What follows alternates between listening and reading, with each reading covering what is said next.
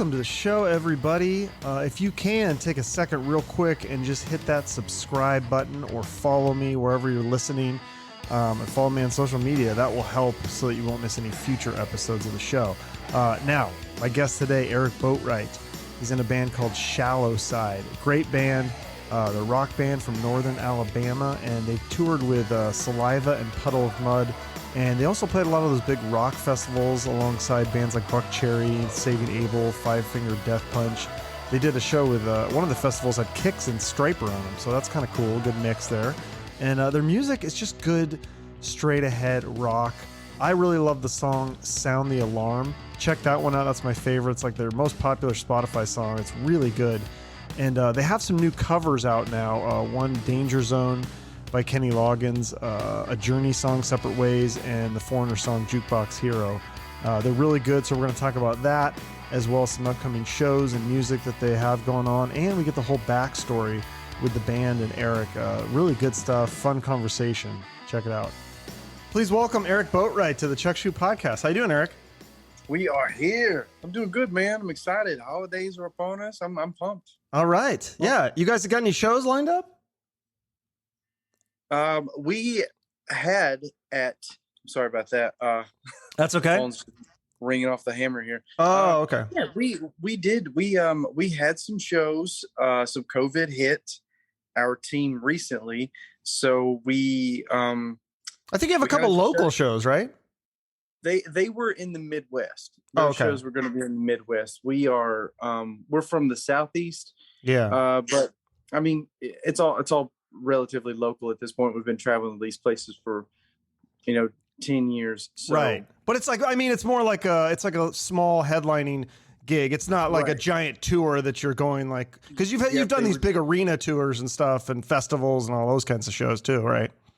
Right. Yeah. These were just small club shows that just hammering out new material, working a lot of stuff into our sets that we haven't been able to perform with because of the pandemic or whatever. So really a lot of these shows this year and last year was for us more than anything else. We just wanted to get back out and start playing. We toured when we first started playing music. I mean, we were playing, we would have played 7 shows a week if the venues would have had us.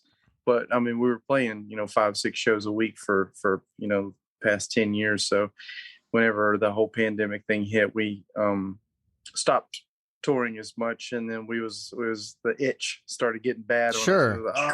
We got to get back to the stage. So what do you do as a working musician when you can't tour? Because I mean, back in the day, obviously musicians made money off the album sales. You guys don't. I know you don't make much off the album sales, and I guess some merchandise, but most of your bread and butter is touring and shows, right?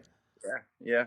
Well, from my opinion and from my view, it crippled a lot of what I would consider the midline of the music industry, the touring artists, the bands who you could particularly see any given day of the month in a location in America. There's hundreds of not just rock bands, the metal bands or bands that are just starting up or country or pop or hip hop or whatever you enjoy in music. There's a working class of that as well. And when those people were told to, sit down and shut up, that I can imagine it hit everyone kind of the same. We all just went home and was just like, shit, what do we do next? Like seriously, what did you have to get can you get unemployment? Can you collect unemployment as a musician, or how's that? Like, how do you pay the bills? You can, but it's about, at that point, it's really more about, if you had established a more, I guess, business, if you like a more licensed style business. Cause I had a comedian on, and he said like he figured out a way, cause that's like the similar thing. It's worse for comedians and actors. Cause like not with the pandemic, but also just like if they get a gig and then they're in this movie or whatever, and then like the movie ends, and then he said that he found a way to collect unemployment from that, which I was like, oh, that's interesting. Yeah, I imagine that you can. We didn't. Mm. There's just so much red tape to jump Mm. through to Okay. get there, and then the slight obligation that you may have had to pay that back Oh. um was terrifying enough for me to be like, you know what, bro, I'm gonna flip burgers before I get in trouble with the IRS. Like, like what? Did you have Like, to do that? Did you have to do some side work or something, or do lessons or something, or? actually, as soon as the pandemic hit, I panicked because this was the first time in maybe, well, a decade that my income had hit an all-time zero. Like, there was none left. There's none coming in. Panic. That's scary. And so I got a job at two retail places, applied, got the job, like signed up, clocked in, walked in, was trying to put together like two jobs. I was just going to start working two jobs, and music was going to be on the back burner for me because I have a daughter, and my thought first was my family. I was like, yo, I gotta provide for my team. And then luckily the team that I'm on pulled me in, and I was able to start working alongside or with for our manager, and he kind of put me on to a gig, and now I'm able to like bounce and kind of do both. So I'm blessed. Our team is blessed. I got extremely lucky, and I'm super appreciative of that. A lot of people didn't get that, but I think we all kind of, as a musician or a touring artist, we all kind of like just sat back and watched. That's the best way that I Hmm. think that happens is observe, Okay. get to writing, start to recreate, start to get back in creative mode, and understand that, like, all right, things are a little different now. What are we doing? Who are we? Where are we at? What are we shooting for? What are we fighting for? Type situation for a musician. So that those are always like really inspirational or creative moments. So you can Hmm. take those time and write, and that's particularly what we're up to now. Okay. Yeah. So if we back up and to tell your story kind of from the beginning, because it's kind of inspirational, I think, where you started. Like, so you started as this kid, and you grew up in Alabama, is that correct? Northern Yep, Alabama. North Alabama. Yeah, Yeah, a little North small Alabama. town called Bug Tussle. Oh, It's weird. bug tussle. Okay, I didn't know that part of it. Yeah, but it's interesting because you have an interesting path to rock and roll. You first got into music and you started getting into Motown, and then hip hop, and then rock and roll. Like that's kind of an interesting way to get there. Yeah, man. It wasn't normal, I'll tell you that. But I was actually I was scrolling through a few of your podcasts. I'm a fan, by the way. Thanks for having me on. I just Hmm. want to say that again. But Thank I you. was scrolling Wow. through, and I was watching and overheard you say that before rock and roll for you was more of like pop and hip hop. Yeah. And I think maybe a lot of people made that transition when they were youthful because Right. accessibility. Rock and roll is just like, although it's still on the shelves and you can still reach it, pop music is forced into your face, where rock and roll is just like, oh, it's sitting right Well, back there on the top shelf. Like, you gotta work for it a little bit to no, but grab that one. and you grew up in the Bible Belt, so I don't know what it was like down there, but I grew up in a Catholic family, and so I was always scared of like heavy metal. I thought it was like the devil's music. I thought I was going to go to hell if I listened. I mean, literally, that's what I thought when I was a kid. I was like scared of it. So I never, and then I started getting into it, and I was like, oh, I'm listening. I'm not going to hell. And I kind of like this music. So then I started Yeah. getting more into it. But yeah, I mean, did you have some of that growing up? I mean, the Bible Belt, I was Man, assuming. absolutely, absolutely. We grew up in the buckle of the Bible Belt. Like, we were the reason The why the buckle. belt is still held together. That thing was the latch. I've That never that heard that secured before. that. That's So funny. for us to be like, hey, you're gonna go to hell if you listen to rock, that was like list number 7,000. Okay. It Right. was but because like when the things that you were going to hell for, where I'm from, it's it would take an act of Congress to complete the litigation to understand what all you were going to hell for, regardless. Right. So when music was given to me. I mean, it was first given in the form of pop music on pop radio, where I got three older sisters, and that's what was chosen. I didn't get to choose those things. However, I can't deny that like Max Martin was making every bit of those beats in the 90s. And I was like, yo, this stuff is fire. Backstreet Boys is my game, son. And then like as those things started to progress and I understood music more and more, I fell like right into the world of what's considered post grunge, or the active rock world of, you know, the Breaking Benjamin, Shinedown, 3 Days Grace, Chevelle, the Tool, those bands, the arena rock bands, the Nickelback, the Creed. Those were my first introduction to modern distortion guitar, and that was milk and honey for my brain. I was like, that's what is this crunchy, tasty stuff right here? And the lyrics and melody like spoke to me the most. You know, if for me, if it wasn't, you know, listening to some pretty heavy hip hop music, I was listening to rock music, and then it became more and more. We ended up finding and running into each other after school, Keith and Seth, myself, and we would just start jamming those same bands. We was jamming those tunes.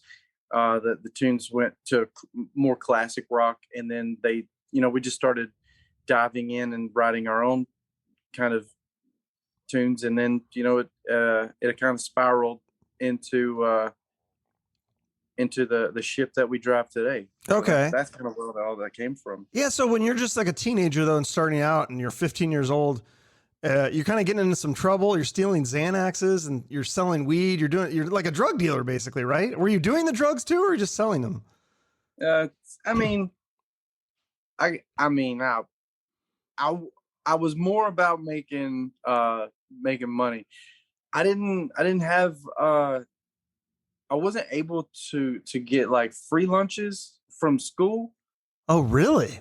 So that was like my only way of getting lunch at school. And I'm 6'2", I'm 200 pounds, hungry. You know what I mean? Like, that's shocking. Yeah, because I used to work at a school, and we had like, I swear, like half the kids on the school got the free lunch. So that's interesting that they wouldn't give it to you. Yeah, I didn't get the free lunches, and then I also didn't get like allowances or like lunch money and stuff like that. So yeah, I had to make do.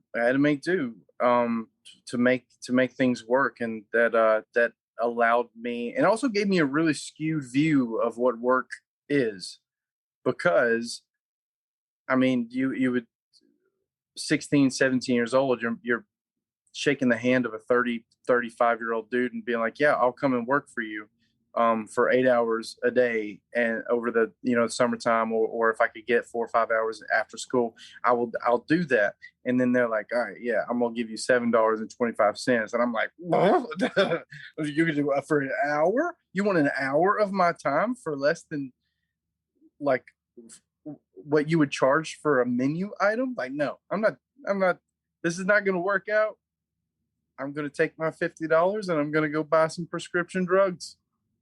And that was not the thing I should have been doing. I understand that. I went to jail. But you did. Oh, you did go to jail. Yeah, oh, shit. I was always in trouble. I was always the trouble kid. Yeah, but I mean, it was basically my opportunity. You know, I was reaching for anything. I didn't really have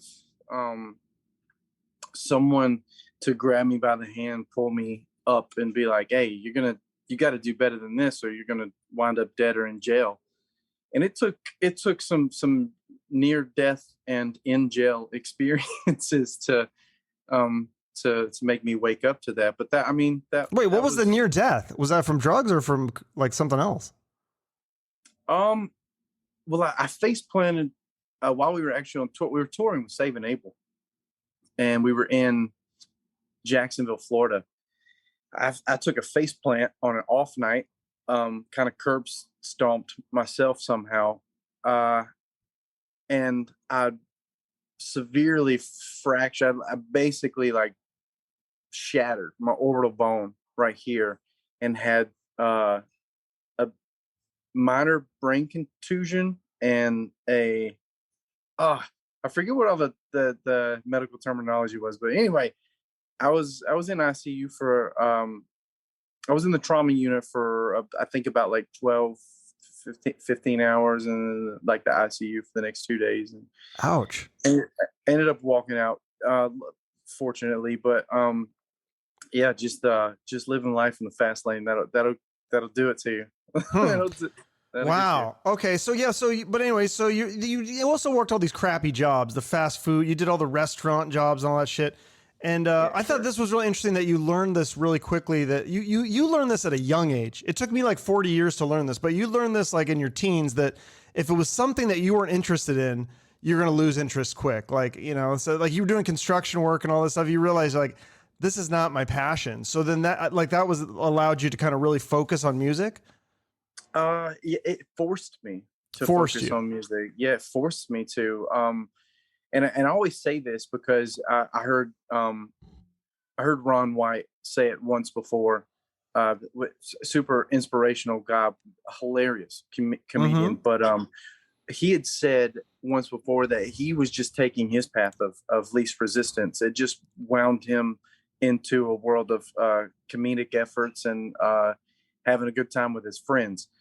Lo and behold, it became an absolute sensational success because of his, hard work and effort. But that basically was the same, format. Like I would try to work at a restaurant, and it was, dude, I was forcing myself to show up there and to stay there and to have to listen to the cook say one more like snide remark because they didn't enjoy what they were doing, or, on the other side of the fence, how about this? Like you hating what you're doing and looking over and seeing someone enjoy what they're doing. And you're just like, I'm happy for you, but like, this makes me feel like I suck even more. Cause like, I don't enjoy none of this stuff. And then you walk out to the customers and like that was always a situational thing there too.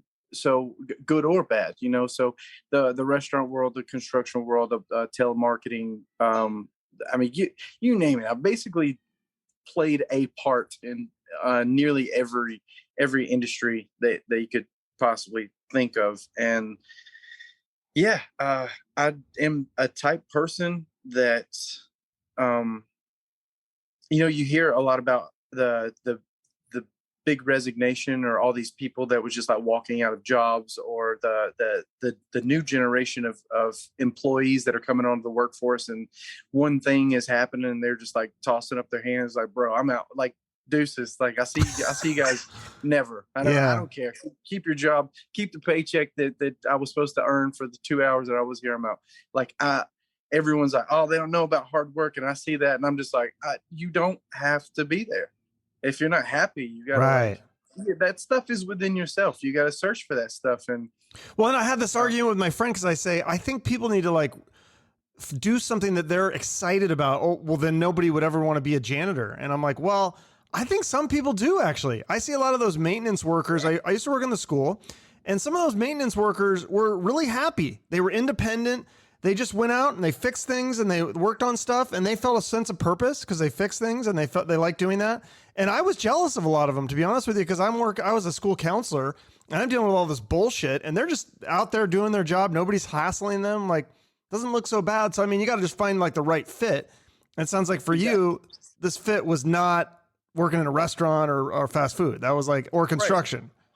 Right. It like you're 100% correct. Like like that mentality isn't for like people who think like, oh, well, because I don't want to be a janitor, so I have to be a celebrity.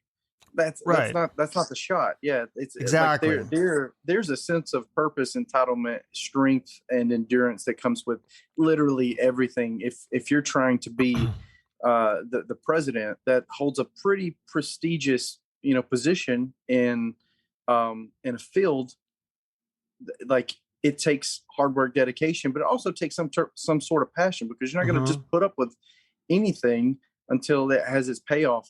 And the same way that you could be a president, you could be a garbage man. Those things in my mind, they're the same. They're literally the same thing. which person is happier? There Who you go. wants it? Yeah. Who wants it? Because like the garbage man, if you take him and put him in the presidential suit, he's just going to be pissed off because he's in a monkey suit. He's like, this is not for me. I can't be happy with this. Put him in a jumpsuit on a truck and eyes light up. There's fire there. Exactly. There's a difference. Yeah. There. Well, and just because, like you said, you be a celebrity or be like people want to be musicians. Maybe you can't be a musician, but how many people can find a passion for doing the lighting or, I don't know, being a roadie of some sort or doing podcasting absolutely. Like myself. I can't play an instrument. I sucked at music. I wanted to be a musician, but I don't have any talent. So I'm doing this. I get to talk to you guys. I think it's just as fun. So my first music inspiration came from these particular type interviews, man. Honest to God. Really? Like when I was learning that musicians had a voice and people were interested in talking with them, that gave me a chance at 13, 14 years old, because like, let's be honest, a musician who's been hard at their craft for 10, 15, maybe even 20 years with 2-3 albums under their belt, don't really care to have a intriguing, interesting conversation with a 13 or 14-year-old inspired human. They will, out of sheer like just people being good humans. But when you're able to like take that and have those questions come from an educated person like yourself, someone who's been able and blessed enough to experience the walk of touring and being a musician, and having that conversation as a third person, for me, I was like, this is why, this is what's up, this is so cool. This is like being able to pick the brain of the songwriter was an absolute inspiration. So man, you're doing a lot. I'll tell you that. There's a lot of, I know for a fact that there's guaranteed some kids that are gonna get a hold of this, or I know that they've already watched several of your other interviews and they're looking around like, hey, I can do this. Yeah. I can do this. So what gave what gave you the actual, because in 2000, I think it was 2011, so it's 10 years ago, this month, November 2011, so it's like your 10-year anniversary of when you quote jumped. You guys all jumped. The whole band quit their jobs. Were you scared of failing at that point? Or like you said, if you I think, what was the quote? You said something like, if you didn't do this, you were going to become a drug addict or in jail or doing the 9 to 5, like we talked about, and hating life. So that's when you knew, like, you just got to go all in, right? Yeah. No, I wasn't scared. I tell you what I was scared of. I was scared of not jumping. I was more terrified that the quicksand would start to eat not only my feet, then my ankles, and then my knees, and then my hips where I couldn't move. That right. So instead of a fear of failure, it was a fear of not trying. Yeah, exactly. It's the fear of not being able to fail. That's what scared me the most. Like, growing up in the particular situation that I did, and growing up in the trailer park where I grew up, failure was inevitable. You're going to get that. That came with the territory. Failure had to happen because no one was going to teach you. You had to trip and fall. No one was going to help you understand that the pot's hot. You're going to reach up there and touch that thing, and it was going to burn your hand. And you're going to be like, ooh, that you can't touch that stuff no more. So failure was inevitable. So failure really never scared me. But the fact of sitting on those front porches, looking around at friends and older peers, even the parents of my friends, and understanding that this is where they grew up. There's a cycle here. It's a spiral of quicksand, and it'll grab you, and it'll hold on to you. And a lot of people find happiness and comfort in that. And I'm not trying to take that away, but it wasn't mine. That was for sure not my comfort zone. And I unknowingly made it very obvious that was not something that I enjoyed. I didn't know at the time that I was just running amok on my town and my city, just like raising hell, just going crazy all the time, that I was begging to, or I wasn't begging, I was fighting to get out, whatever it took, whatever it took. There must have been, Yeah, and there must have been some sort of signs from the band, some encouragement that you guys had enough talent to do this, right? Because you all decided we can do this, and you had some good shows under your belt at that point. I'm assuming when you decided to quit. Yeah, we had established a really strong fan base right there in Coleman, Alabama, where we could play a home show to several hundred people, and we were able to take that same kind of show and do it in Georgia the same way we could do it in Tennessee and Florida, Mississippi, the Carolinas, and then it turned in like to the whole southeastern world of America. And then we turned it into the East Coast, and then we started, networking and finding friends that were also doing the same things, and we developed a community. Yeah, so explain the community thing, because so you went to cities and you would sell your CDs at like a Walmart or the mall or something for $1, and then you would recruit those fans to come to your shows that night. And also, I'm assuming to get to like your social media and stuff. Like, so how do you find people that like rock? Would you just find kids with like rock T-shirts, or how would you just grab any kid, or how did that situation work? We were basically panhandling, just like some absolute like the corner of the street or at the stoplight with the sign up that's just like, hey, we're clearly panhandling over here, and we got in trouble for that too. But I'll tell you But that's not panhandling if you're giving away a CD, though. See, I think that's okay. Right. I mean, and every time we got in trouble with it, it was literally giving the power that be, the authority that was coming for us. We left with them having a CD as well, a handshake, and saying thanks. Thanks for not taking us out this round. We'll leave because we're not trying to like get on anyone's nerve or be, in the way. We don't know what we're doing, man. And we're doing all we can to make it work. You know what I mean? But that's like hustling. I mean, I think that's hustling. Absolute hustling. So yeah, it was a wild start. I'll tell you the particular story that got that whole mentality started was the fact that we had a booking agent. Pretty close out of the gates in the summer of 2011, and the booking agent had put us out. We were booking our own shows. Let me take that back. It was I believe it's 2012. I don't know. I'm aging in dog years. Anyway, so it was probably around the spring or summertime of 2012. We had a booking agent that booked us a string of shows, probably somewhere around like 45 shows. It was 2 months of dates in the books, and the first week went by was sketchy, a little decent, but sketchy. Second week goes by, and we understand that a lot of these places doesn't know that we're supposed to be there. Some of the places we're showing up to are already closed. We realize and put the story together that our booking agent is an absolute fraud. Oh shit! Yeah, he poops the bed. We catch the underbreak of it, and like we're struggling, we're freaking out. We're in Parkersburg, West Virginia, terrified. Winter is coming, and I don't know if you know much about the Appalachians over there, but when the winter hits, it comes with like a Ric Flair slap to the face, and it's chilling. We're all from North Alabama, so when that cold and that snow was hitting, we were like, hey, I don't even know what this stuff is, and I'm terrified.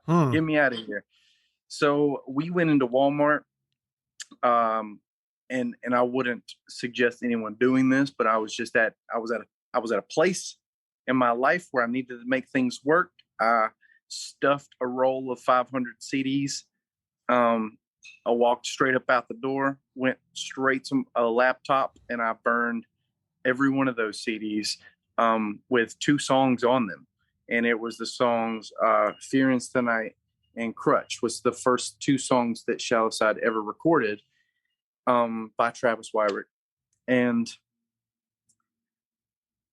with those CDs that we had, I would just literally panhandle. I just run into anyone who looked like they'd be willing to just speak words to us. Seth was doing this. Our bass player at the time was doing it. And then Heath, our drummer, was doing it as well.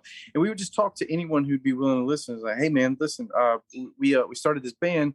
We got these rock songs. I'll give you the CD. You got a dollar. Can I sell you the CD for $1? And probably half the time they'd be like, yeah, I got $1. The other half they'd be like, no, I don't want it. And then we would say, here, you just keep it. You just keep it. Find us on social media, and then you tell us what you think we should do. You know, you like it, you don't like it. Like give us some honest feedback. We ran into maybe 100 people that ended up, you know, buying the CD. We made, I think after a weekend, we had collected somewhere around like $400. And I tell you what, for 4 dudes that had zero money and all of their dreams were crushed in about 3 different venues, without knowledge or expert advice on what we should do, that $400 was like an absolute gold mine. We were like, you know what sells it? Personality. You know what makes the difference? Connection. That's what changes it. So we saw that and used the inspiration of it. We ended up running into a venue owner that was in Parkersburg, West Virginia at the time. He booked us a show and let us play in his venue. That week we played once during the weekday, and then he let us play one on the weekend while we were figuring out new routing, new venues, putting this thing back together, and still continuing, you know, an 8-hour shift of like promoting or panhandling, however you like to look at it. And then, so are you using that money to like pay for like a hotel and stuff, or? No, we're sleeping in a truck, literally sleeping in a Suburban. But and then it's like freezing cold weather, and you just deal with it. Yeah. We had the mentality, man. Like, we're gonna earn it. We have to earn it. We've got to put it in. Like, and it wasn't like it wasn't like, no, let's do it the hard way. It was like, do we want to pay $88 for a room tonight, or do we want to have lunch all next week? And we were like, I'm getting hungry, dog. Like, I'll sleep here.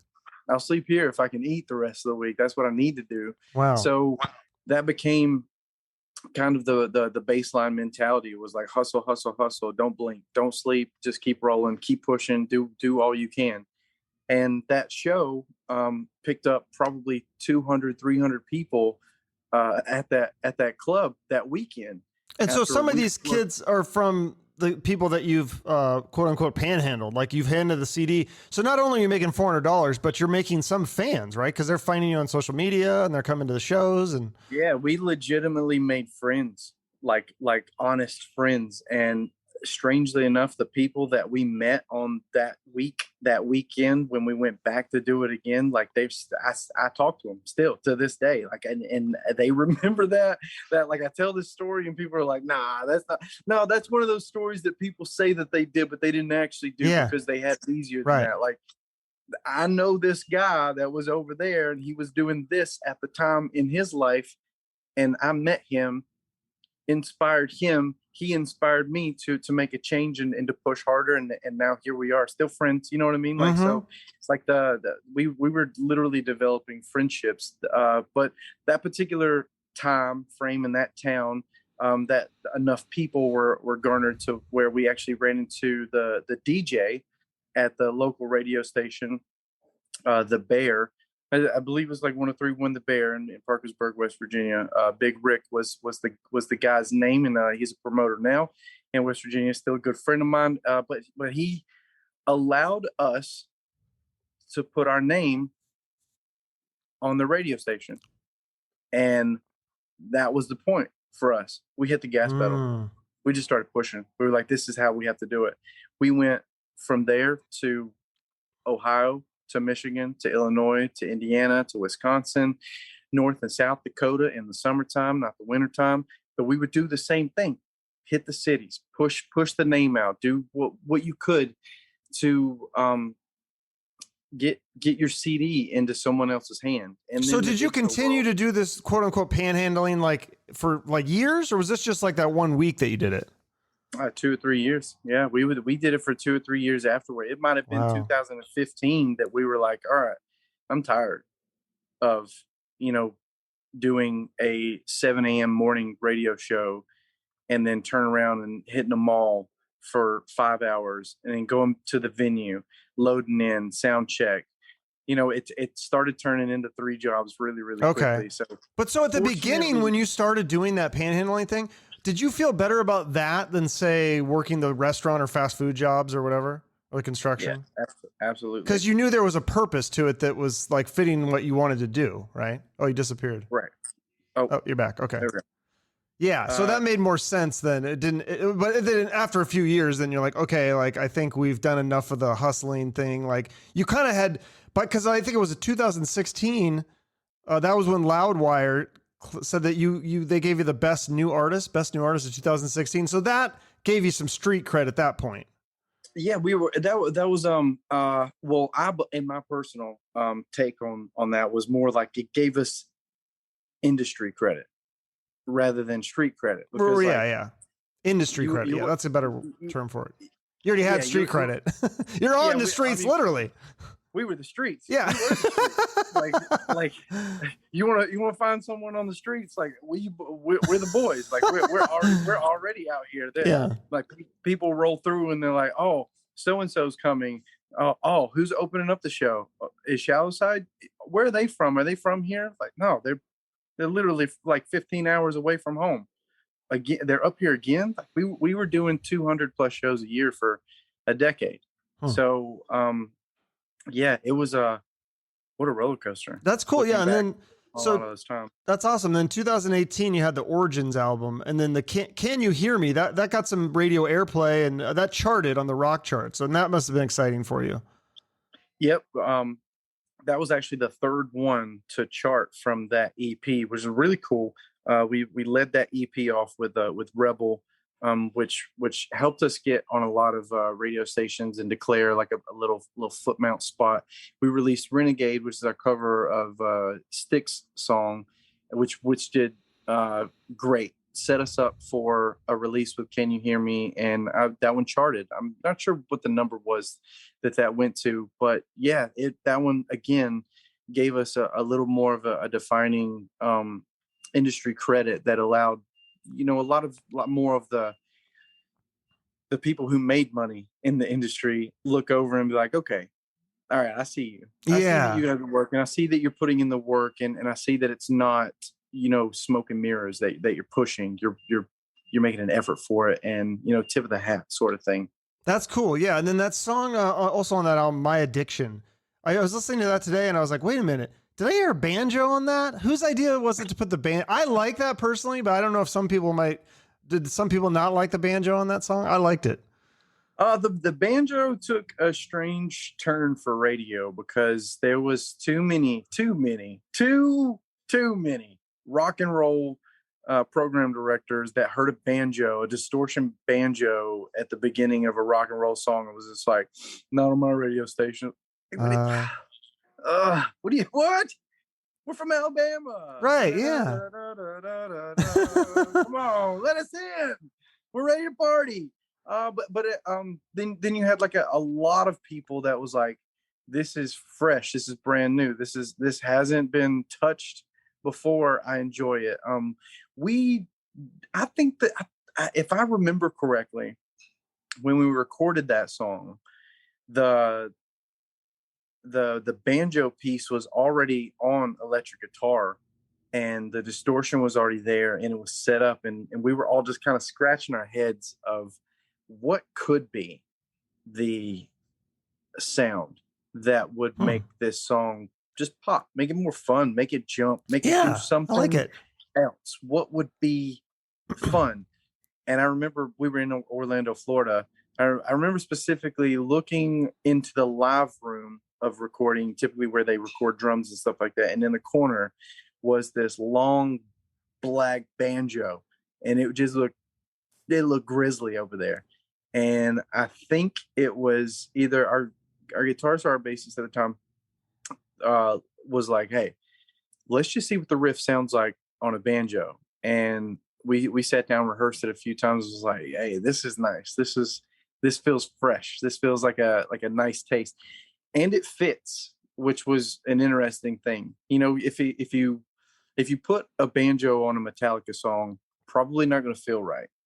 But banjo on Shallow Side fits, the fitting image to fit. So it was fun. It did get some left and some right, but you know, that's always good too. Travis Wyrick, the producer whom we produced Fearance the Night and Crutch with, our first two songs that were released, he said that that was one of his biggest fears as a musician, was to have someone not think he was good or bad. Like he didn't want to be looked at as gray. You know what I mean? Right. Okay. No, that makes sense. Neither good nor bad. Yeah. You almost want to be a little bit polarizing as a musician in a way.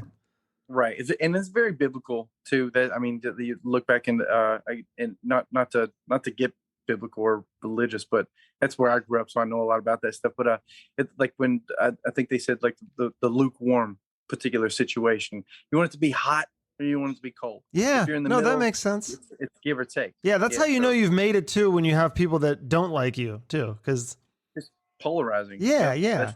So that the Saints and Sinners album though, that's a big one that has 8 million streams on Spotify. But tell me about the producer, because he's produced a lot of big stuff. How do I say his name? Michael Baskette? Is that how I say it?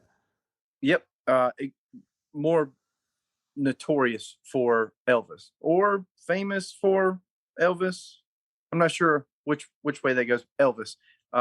Michael Elvis Baskette. Yeah. He goes by Elvis though. An incredible talent. Because he's producing these bands that you said that you were a fan of, like 3 Days Grace and Chevelle and Incubus, and so that must have been kind of surreal. Seven Dust, Miles Kennedy, Slash, like you name it. Yeah. That guy has albums and engineering credits with everyone that has been successful in music. I'm pretty sure at least if it's not everyone, he might have missed 3 or 4, but he's touched a lot of great music. And not gonna lie, I was a little worried when there was a proposition for us to go and record with him, because I was like, man, what is this guy gonna think of us? You know, like, what can you bring to the table to a man who's made my favorite musicians? You know what I mean? Like, how do you sit down across from the table from a guy whom people you look up to, they look up to him. So it's like that guy was at a different caliber. And starting into music, you don't know producers. Nobody knows producers. Nobody knows. I mean, you could probably ask, since Britney Spears just got free, we'll use her as an example. You would probably ask 90% of her fan base and they would have no clue who Max Martin is. And Max Martin was the man who made her hits. He was a beast. Did he write them too, or he's just a producer? Writer, producer, all of them. Yeah. So, no, I think that's a lot of those pop stars. They don't write the songs. Someone else writes it and makes it, and then they just put their vocals on it. I mean, and Max Martin did it with, NSYNC, Backstreet Boys, 98 Degrees, The Weeknd, Justin Bieber. I mean, you name it. The guy has just pop hits out the yin yang. And he came from a pop punk world, I believe, in Europe himself. So, or not a pop punk, but like a punk rock world. Okay. So, yeah, you don't really know what a producer can create or or what they do. But then you start diving into their music and you're like, oh, well, I am a fan of the artist because the artist, brought it on that particular occasion. However, the man who was building the house is who I'm searching for, and I had no clue. So he's shaping the music for you, like he's changing things. He's a hands-on producer. Absolutely, yeah. And he's a great producer and an absolute A+ musician as well. So it was an absolute pleasure to work with Elvis and be a part of the studio where he's made countless great records. Yeah. So then you go on tour, you do this Resurrection tour with Puddle of Mud and Saliva. Tantric, and a Veer Union. That's a pretty big tour. I mean, at that point, did you feel like you'd kind of made it in a way? I mean, that's a huge step from hustling CDs at the Walmart to all of a sudden on tour with Puddle of Mud and Saliva. It was fun. That was a good time. It went by a lot faster than you would expect. We got to meet, a ton of people, got to play in some incredible arenas, large venues to sold out crowds, and to watch some of my favorite songs, growing up, be literally played live and blasted out. Although the reputation that Wes holds with Puddle of Mud, he puts on a fantastic show, man. He's an absolute showman. He's great at his job, and I think he actually went up in the news articles recently for walking off stage and doing, I saw that yesterday. Yeah, he was going like this or something with the lights, and then there was some sort of I don't know. Yeah, lights might have been too much for him. But hey, he wrote the hits. Turn the lights off. Man said turn the lights. Turn the damn lights off. Yeah, he was giving shit to the lighting guy, but can't he just put on some sunglasses? Now I understand why those guys wear sunglasses on stage, because the lights are so bright, right? Yeah, they'll cook a pasty, dude. That's for sure. Like they'll wreck me. Like luckily I'm a ginger, so like if I start to sweat at all, my skin's red regardless. So you can't even see the sunburn that's physically going on as the lamp lights are blazing down on them. But the LEDs they just seem like they're a 1,000 times brighter just because of I guess technology at this point. You can just do so much with light. I don't know. I don't know why the lighting guy wouldn't just do what he said. I mean,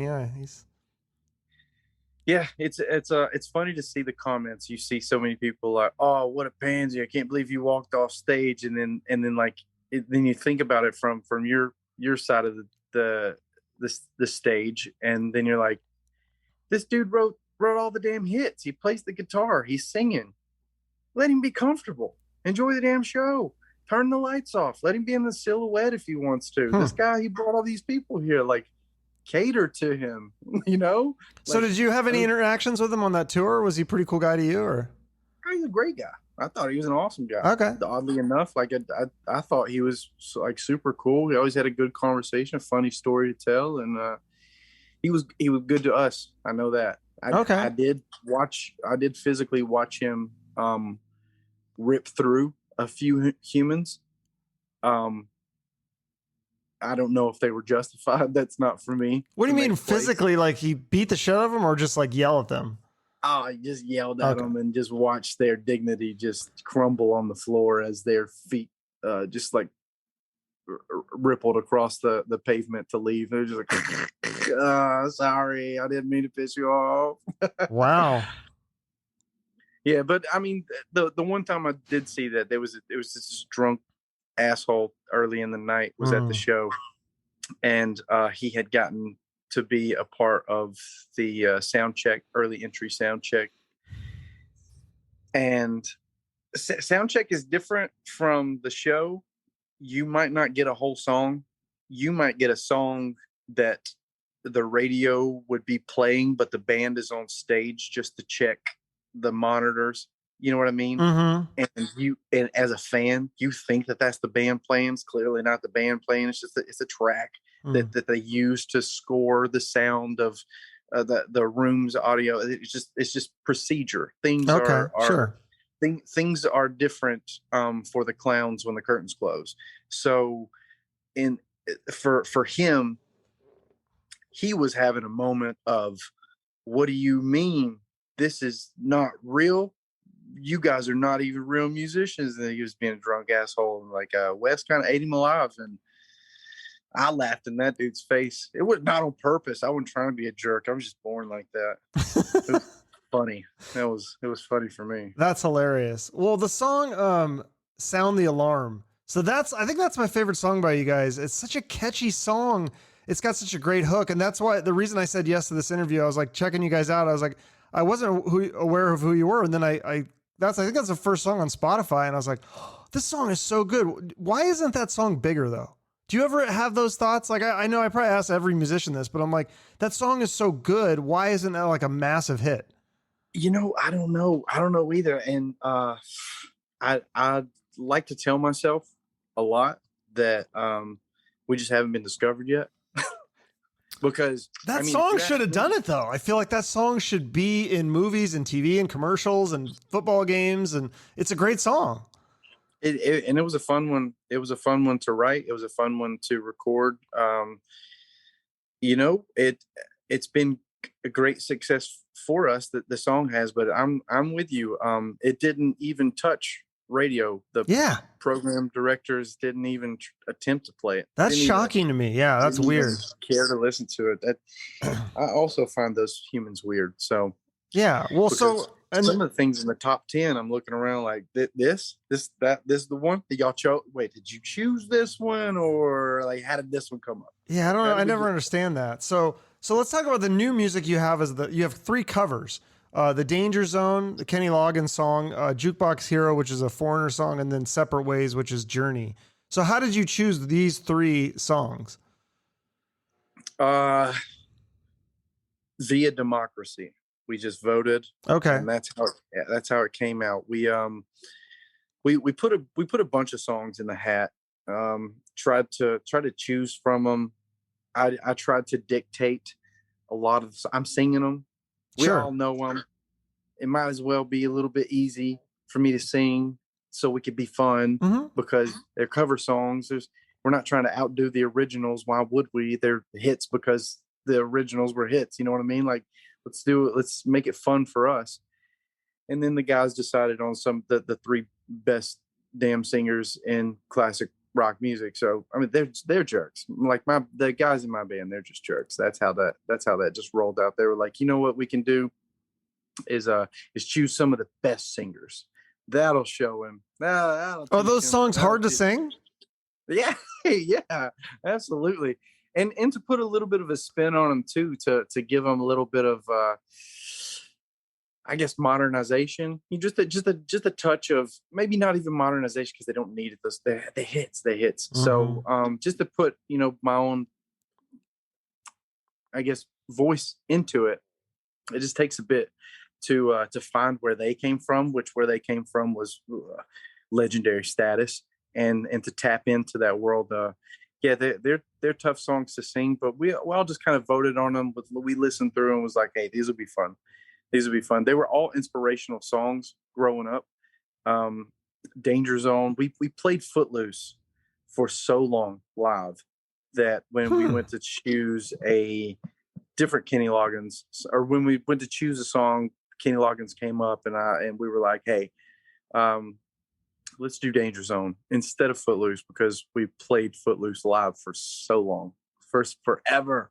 And sometimes I mean, to be honest, if we were on stage right now and someone said it, we would do it, because you got to give the people what they want. We're there to have a good time too. Yeah. But then, Separate Ways was a song that was performed in front of us for one of the first times by a regional band, national band, a band called Joan Red from Memphis, Tennessee. Their singer was one of the first voices, I would say, on a level where it was unmatched. Is literally unmatched. Like these guys were like garnering headway in the headlines, and their original songs were incredible. They would do this Journey cover that was absolutely mind-blowing, and then unfortunately he passed away, and that song kind of became memorialized for us. Every time I would hear it, I would think of Anthony, and man, that, like, he was an inspiration because he was not at the top of the charts. It was not selling out theaters and arena, yet their band was unmatched. Like, you could not play a show in the same room with them and expect your night to go as well as theirs did. What Because, band was this again? Sorry. The band called Joan Red. Joan Red. Okay. From Memphis, Tennessee. Incredible band, man. They had great songs, and they were an inspiration. Ended up turning us on to a lot more of touring efforts, and they were kind enough to us to pull us in and show us a little bit of the ropes and help us understand a few different things that we didn't naturally know. So we decided to record that song, put it out there, just to rememorialize an event in our lives that inspired us to become better musicians. And I'm a huge fan of Journey, as it would be, so that was an easy fit for me. That was a song that I'd known forever, and was a fan of it because of Joan Red. But then the band Journey, I had been a fan of for a long time as well. I could have went through a full catalog of Journey songs to do, but that one was chosen. And then Heath, our drummer, loves Jukebox Hero by Foreigner, so that's how all those songs kind of really came into play. That's cool. Now, will you do all three live, or you just pick and choose different ones every night, or just pick one of the songs to do every night? Yeah, we'll go through. We'll play. Like I was saying earlier, just give the people what they want. They want to hear all three of them. Okay. We'll do all three of them. They want to hear all originals. We'll do all originals. You want to hear something we never played before? Write it down on $100 bill. Hand it to me. I'll do it. Whatever. Okay. Cool. So you're to work. Yeah. So you like, you've done the festival. You played a rock fest. Do you like those big festivals, or opening on a tour, or do you like headlining? What do you like best? It depends on the night, really. For me, it depends on the night. I've had incredible times at Rockfest. Rockfest was just a super, super good time. And then, to even smaller festivals, I had a great time at several different smaller festivals. And then to be a support act on someone else's tour, or a co-headlining tour. Those are fun in different ways, because you're able to have a continuation of camaraderie with a different band, and continue to play, and then writing takes a whole different spin from there. So you can jam with other bands and stuff like that, and it's always good to share that with another band. So that's a little bit more of a depth in touring that makes it interesting for longevity. But then, headlining a show to where we can play for an hour and a half of our own type stuff, that right there in itself that's a little different. So they all hit, a little different. Yeah. So I wouldn't really say that one would be over the other, because there's also, negatives to those things as well. To be a band whom hasn't had a top 10 hit, we're probably going to be in a major festival at the beginning of the day, rather than the end of the night, where most people are there hammered and ready to just ball out. So and then again, 3 nights in a row of playing an hour and a half to 2 hours on the third or fourth night, my voice has been fatigued, my body is fatigued, and then you are walking into a Saturday night of 300 people who've been busting their ass all week, and they're there for some entertainment, and all you can give them is 75%. At 100%, you give them every bit, but you're just worn out. So there's yin and yangs to all those things. No, that makes sense. Okay. So because Spotify, you guys have, it's over 150,000 followers. So does that translate into bigger concerts and festivals and merch sales and all that kind of stuff? I think you said you had a booking agent though. So maybe they're using that to get on some of these tours and festivals. We did. We don't have a booking agent at the particular moment. The pandemic allowed us to take a backseat to touring and playing shows, to where I've just me, the guys in the band, and the management team have been working on booking our own shows at this point. Just because they're few and far between. We're just extremely selective right now because of the climate that we're in. As far as public occasions go, or events, so those have been kind of weird. Is it so? Are shows still being? Because I'm in Arizona, and I feel like concerts are happening here. I went to Guns N' Roses a couple months ago, and it was like nothing had ever happened. Nobody wore a mask or anything, and I don't Yeah, know. they're happening over here too. It's just so difficult to string together, you know, 5 shows in 1 week for 4 weeks to make that Hmm. a profitable adventure. Okay. And then to know for sure that it's going to be a continuation. After those, 4 weeks is done, you come home for a week or two, and then you're back out and do it again. That particular foundation is still a little shaky. For Guns N' Roses, not too shaky at all, because they could just like play 2 shows, cancel the rest of the tour, go home, Yeah. not miss a single bill. True. True. Yeah. No, that's. I mean, because the other thing is you could do is you could. I mean, if you're going to together your own thing, you could either do headlining stuff or you can do a joint tour, like get on with a bigger band, or just even having multiple bands. Isn't that gets you more people through the door, right? If you bring your fans and then you get another band, they bring their fans, and then Yeah, that's definitely an option. But we're just in a writing phase right now. okay. That gives us the leisure and luxury to not have to play as many shows, and we can work on the music that is to come. Okay. And when will this new album or new music be out? Besides, I mean, the covers are out now, but the one stuff you're writing. Yeah, so we released those 3 covers in an effort of uh, just content continuation and creation. We had created our first full length original album with Saints and Sinners, and off the back end of that, we was like, hey, let's go touch some of the stars for a little bit, and then let's get back to writing our own stuff. We released the third one of that, being Danger Zone, and jumped right into the studio to write some original music. I think that we would I think I'd probably say we're about 35-40% into the creating field of another album.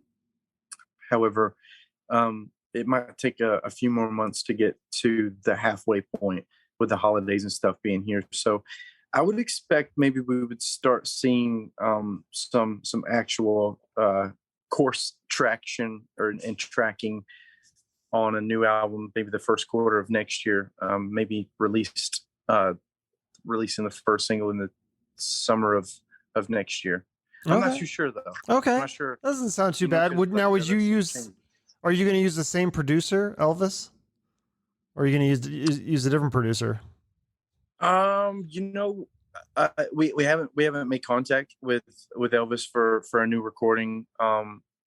He's quite the professional, so in my opinion, I would probably wait until I had some gold in my pocket before I presented it, Okay. to some legendary status. But uh, I'm not sure who the producer will be.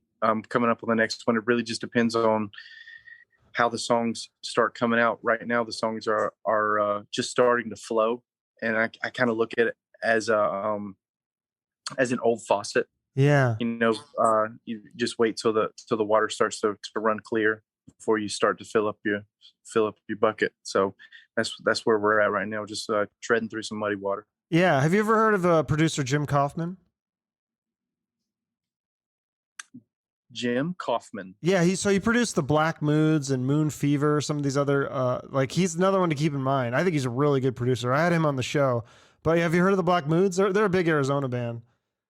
Okay, I have not. No, Yeah, you have to check I'm them definitely gonna out. look into them. Check them I out. definitely Check out will. Moon Fever. Like, yeah, he's done some really good work with some really cool modern sounding bands. Or what are you listening to? What are some modern or newer bands that you're listening to right now? I've been jamming to the Score lately. That's a pop rock type band, motivational type band, but the dude's voice is just so like clean and crusty at the same time. It's just good. Hmm. But then uh, I picked up Daughtry's latest album recently. I was digging into that. I like that a pretty good bit. Um, I can't really say that there's been just a lot that I've listened to as far as new stuff goes, just because of in the creating realm, I try to keep a fresh brain of what I want versus what I like. You know what I Sure. mean? So I try to stay within my own headspace during the writing phase. I think that's where I'm at now. So I Okay. haven't listened to a ton of stuff No, that's cool. recently. That's good. Well, I look forward to new music and hopefully new shows at some point. So, well, thanks so much for doing this. I do like to end each episode with a charity of your choosing. If there's something you want to give a quick shout out to, if there's a cause that's near and dear to your heart. Toys for Tots. Okay. If we got that one, Yeah. I really like that one, man. Perfect. Yeah. Okay. I'll put your website in there, and then if people have a few extra bucks, they can throw some money towards Toys for Tots. Now, you guys have a website, right, where people can buy like shirts and merch and stuff. Yeah, shallowside.net. That's the Okay. easiest place to find us. You can find all the stuff right there. Awesome. I'll put that in the notes along with the Toys for Tots. So thanks so much for doing this. I appreciate it. I appreciate you, bud. All right. I'll talk to you later. All right, bye, sir. Bye.